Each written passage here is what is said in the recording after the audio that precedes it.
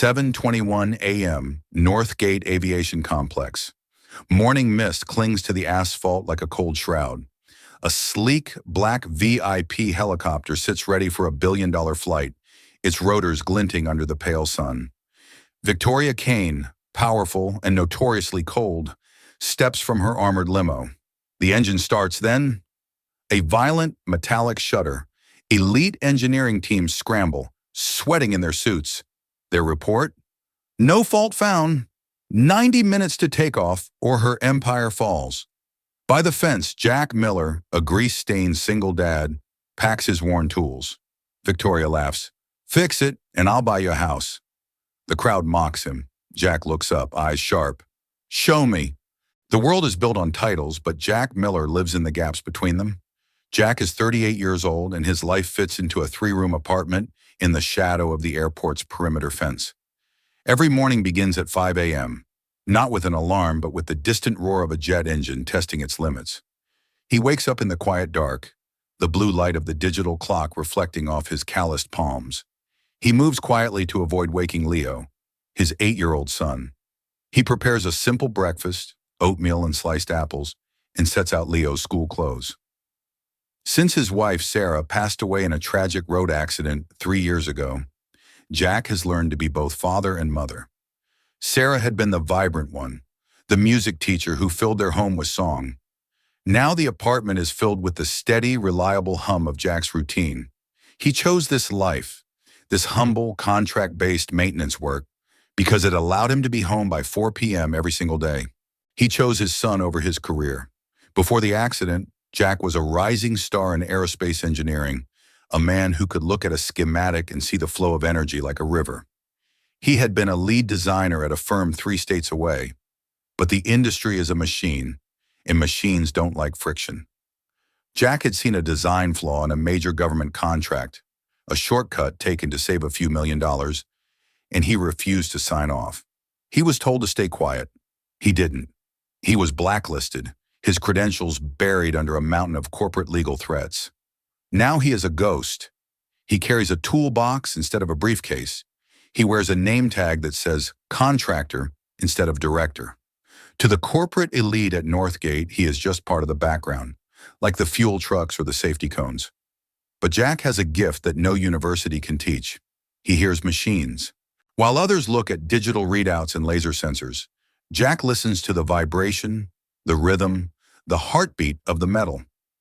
He can tell if a bearing is dry from 50 feet away. He can feel the heat signature of a failing circuit board just by standing near the cowling.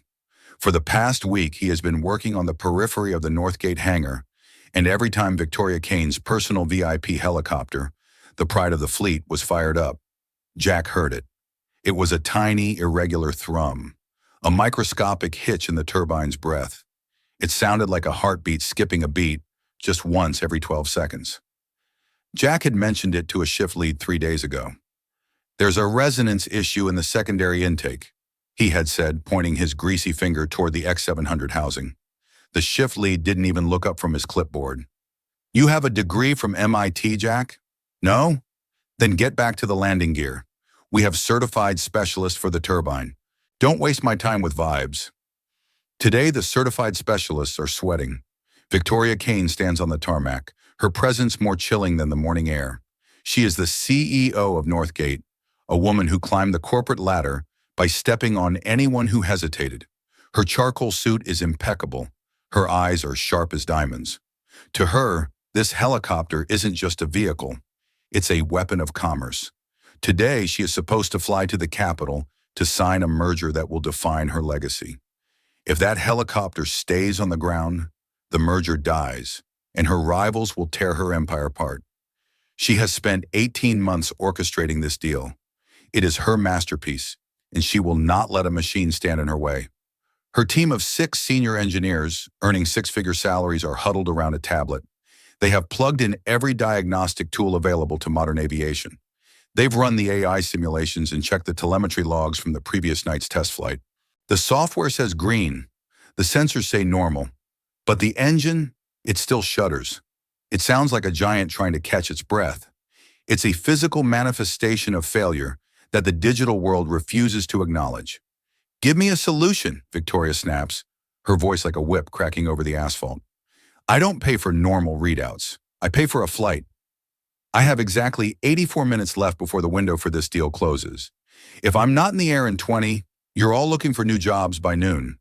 The lead engineer, a man named Sterling, stammers. He's a man of theory and spreadsheets, uncomfortable with the visceral reality of a malfunctioning machine. The AI isn't flagging anything, Victoria. It might just be cold start resonance. The atmospheric pressure is slightly higher today. It's safe to fly, technically. I don't want might be safe, or technically, she retorts, stepping toward him until he flinches. I want perfection.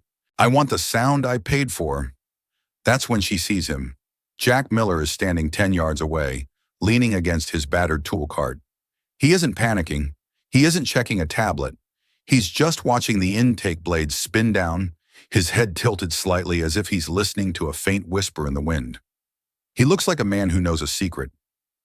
Victoria, desperate and fueled by a sudden, cruel impulse, decides to turn her frustration into a joke. She needs someone to blame, someone to mock. You there? She calls out, pointing a gloved finger at Jack. The man with the grease on his face. My experts are stumped. They tell me the computer says it's fine, but my ears tell me it's broken. Do you have an opinion, or are you just here to fill the space and collect a paycheck? Jack stands up straight. He doesn't look intimidated. He doesn't look like a man who fears a CEO. He looks tired. I think you have a harmonic imbalance in the bypass valve, he says clearly, his voice steady. It's not in the core. It's in the seal. It's fighting the airflow. Sterling laughs, a sharp, condescending sound. A bypass valve? We checked the pressure logs, old man. The fluctuations are within 0.001%. They're perfect. Go back to your fence and leave the real engineering to the people with licenses. Victoria smiles, a dangerous, mocking curve of the lips. She sees the crowd watching. She sees an opportunity to display her power. Tell you what, Mr. Contractor. Everyone says this is impossible to diagnose. My elite team is baffled. If you fix it in time for my meeting, I'll buy you a house.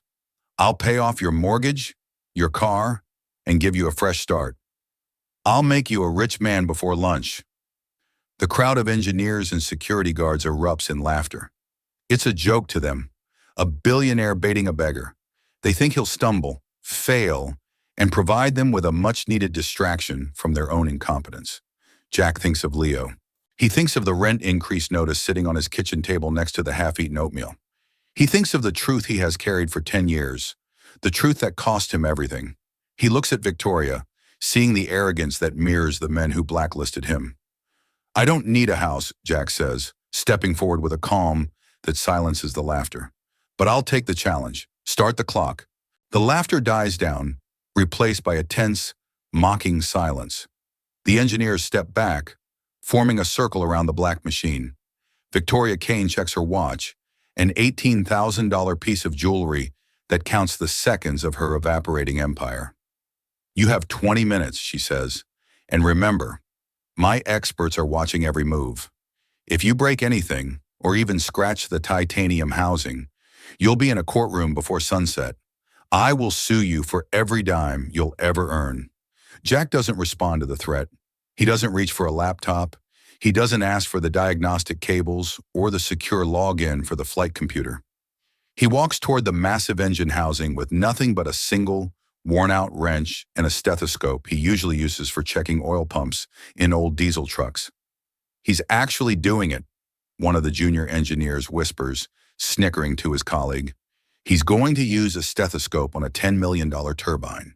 What is this, 1950? Is he going to check its pulse and tell it to cough? Jack ignores the insults. He signals the pilot to run a secondary startup cycle. Not the full ignition, but the low-power bleed. The high-pitched whine of the turbine fills the hangar, a sound that usually signifies power, but today sounds like a scream. Jack moves close, his ear almost touching the vibrating titanium skin of the helicopter. He closes his eyes, his breathing slowing until it matches the rhythm of the machine. He is no longer on a tarmac, he is inside the machine. In his mind, he sees the air rushing through the veins, spinning the blades, and then, there it is, a tiny turbulence, a microscopic ripple in the stream. Wait, Jack says, his voice cutting through the whine. He points to a sensor on the side of the housing. Shut down the auxiliary heat sensor. It's giving you a false positive. That's against safety protocol, Sterling shouts, stepping forward, his face flushed with indignation. You can't just disable sensors because they don't fit your theory. That sensor is there to prevent a mid-air fire. If we disable that, we void the insurance, the warranty, and the flight certificate. That sensor is the reason you can't find the error, Jack counters, his eyes still closed. It's calibrated for a different atmospheric density, likely the factory in Switzerland. Here in the morning mist, it's smoothing the data to hide the vibration so the pilot doesn't get a warning light. It's lying to your computer so you don't panic while the actual valve is vibrating itself to pieces. It's a ghost in the code. Victoria watches him. She is used to men who grovel, men who use big words to hide small ideas. This man, he speaks about the machine like it's a living thing. She feels a flicker of something she hasn't felt in years. Curiosity. This man doesn't want her money. He wants the machine to be right. But her ego quickly smothers the thought. She has a deal to sign. Time is ticking, Jack, she calls out. 12 minutes left. Every minute you talk is $1,000 of my money burning. Jack ignores her and asks for the maintenance logs from the last 6 months. Specifically, he wants the history of the O-rings and seals replaced during the spring overhaul. Why? Sterling sneers, crossing his arms. We use standard A aerospace parts. They are identical to the original manufacturer's specs. We have a contract with the most expensive supplier in the country. Are you suggesting our supply chain is wrong? Are you questioning our procurement? I'm saying you bought standard A because it was 5% cheaper and looked better on a spreadsheet, Jack says, scanning the digital log on a nearby terminal he commandeered. But this specific model of helicopter, the X700, has a slightly different thermal expansion rate than the earlier versions. Look here, April 14th. You replace the bypass seal with a universal part. It fits the hole, but it doesn't have the same elasticity under high pressure. When the engine gets hot, it stiffens. When it's cold, like this morning, it's too soft. The engineers exchanged looks. They had made that switch to hit a year-end bonus target for cost-saving measures. It was a decision made in a boardroom, not a hangar. That's a minor discrepancy, Sterling stammers, sensing Victoria's eyes on him. It wouldn't cause a systemic shudder. The tolerances are designed for that. Physics doesn't care about your minor discrepancies or your bonuses, Jack says. He reaches into the intake, his arm disappearing into the dark, oily throat of the machine. He's looking for a specific bolt, a specific alignment that the computer can't see. The heat coming off the engine from the test cycle is intense. Jack's forehead is beaded with sweat. His hands, though steady, are covered in black hydraulic fluid and carbon soot. I'm going to remove the secondary damper ring, Jack announces, his voice echoing from inside the cowling. Absolutely not. The head of security steps forward, reaching for Jack's shoulder. That's a structural component. You touch that, and the whole assembly is compromised. It's a redundant component that is currently causing a resonance loop, Jack explains, pulling his arm out and looking directly at Victoria. He doesn't look like a mechanic anymore. He looks like a doctor who just found the tumor. The ring is vibrating at the same frequency as the turbine. They are fighting each other. If you don't remove it, the turbine will shatter mid-flight. You won't just miss your meeting, Victoria. You'll fall out of the sky. Is your legacy worth a $3 piece of metal? Victoria looks at Jack. She sees the grease on his face, the sweat on his brow, and the absolute unwavering conviction in his eyes. Then she looks at her expert, who are now looking at their shoes, avoiding her gaze. She realizes that for the first time today, someone is telling her a truth that doesn't sound like a sales pitch or an excuse. Let him do it, she says. But Victoria, Sterling starts, his voice high and frantic. I said, let him do it, she repeats, her voice ice cold. If he's wrong, I'll destroy him. I'll make sure he's blacklisted from every job in this industry, including sweeping floors. But if he's right, I'll destroy you for lying to me for 6 months. I'll have your licenses revoked for negligence. Jack goes to work. The wrench turns. The metal groans as he forces a part to move that hasn't moved since it was installed. He is working against the clock and against the collective ego of every man in the hangar. The minutes melt away. 5 minutes. 4. 3. The final bolt comes loose. Jack pulls out a small, twisted piece of metal, a ring that looks perfectly fine to the naked eye. But under the harsh hangar lights, you can see a microscopic pattern of chatter marks on its surface. There's your standard A part, Jack says, tossing it onto the table in front of Sterling. He wipes his hands and signals the pilot. Start it up. Full power this time. The pilot hesitates, looking at Victoria. She nods. The starter motor whines. The igniters spark. Then, the roar. It isn't the labored, shuddering growl from before. It is a smooth, soaring hum. It sounds like a predatory cat purring. The vibration that had been rattling the windows of the observation deck is gone. The helicopter sits on the pad, rock steady, the blades a perfect, invisible blur. The lead engineer checks his tablet. His face turns gray. The harmonic levels, they're at 0. The efficiency it's better than factory specs. The hangar is silent. The joke isn't funny anymore. Victoria walks toward the helicopter, the wind from the blades whipping her hair. She looks at the machine, then at Jack.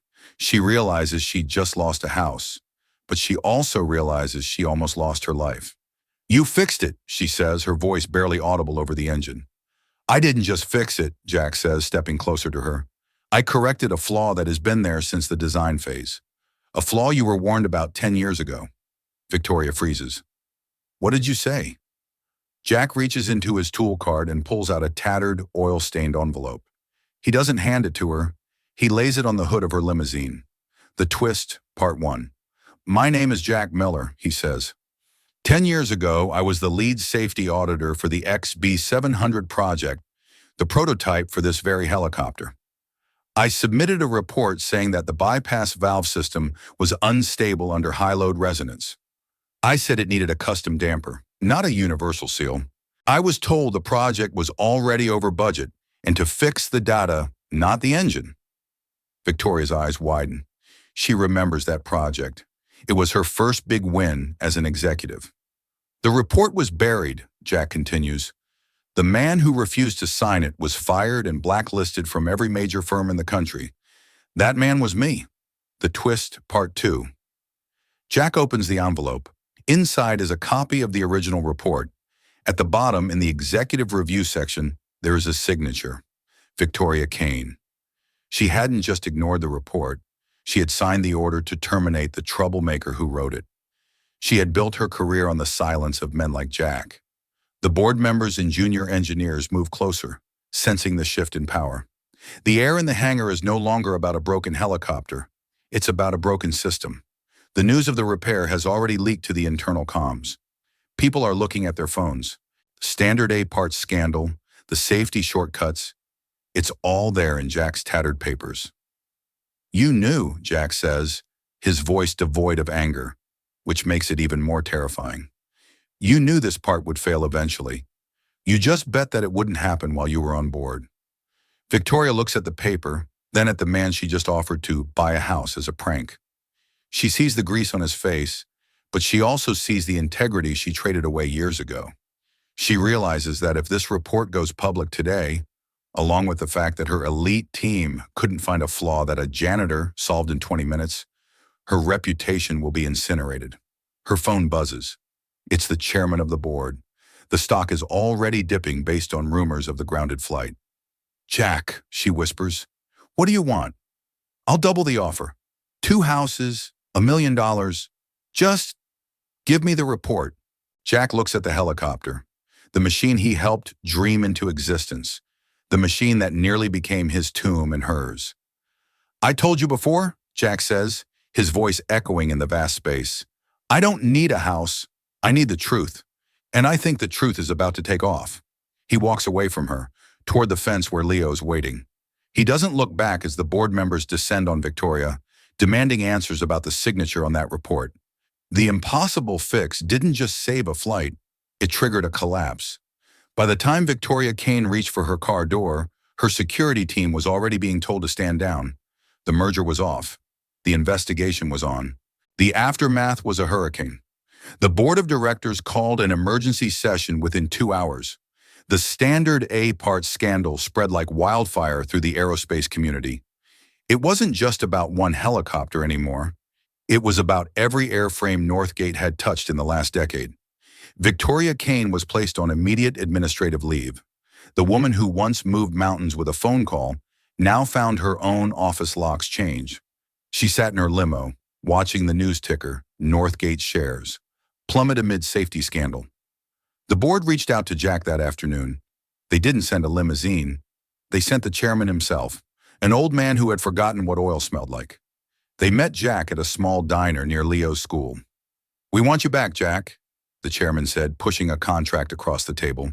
"Chief of Engineering, a corner office, a salary that will make that house Victoria promise look like a toy. We need you to clean up the mess. We need your name to restore our credibility." Jack looked at the contract. It was everything he had been robbed of 10 years ago. It was the success the world told him he should want. "No," Jack said. The chairman blinked. "Excuse me. The zeros on this check are—" "I don't want the office," Jack interrupted. "And I don't want to be the face of your recovery. I'm a mechanic. I like the sound of machines, not the sound of boardrooms. If you want to fix this company, you don't need a new chief. You need a new culture." Jack pushed the contract back. "I'll act as a part-time consultant," Jack said, "but only on my terms. I want a total overhaul of the maintenance and safety protocols. I want every Standard A part replaced with the correct specs, no matter the cost. And I want a fund set up for the families of any contractor who was fired for whistleblowing in the last 10 years. The chairman looked at Jack, then at Leo, who was coloring in a book at the next table. He saw a man who couldn't be bought because he already had everything he valued. "And your title?" the chairman asked. "Just call me the guy who listens," Jack said with a small smile. Over the next few weeks, the hangar changed. The elite engineers were retrained or replaced. The atmosphere of fear was replaced by an atmosphere of precision.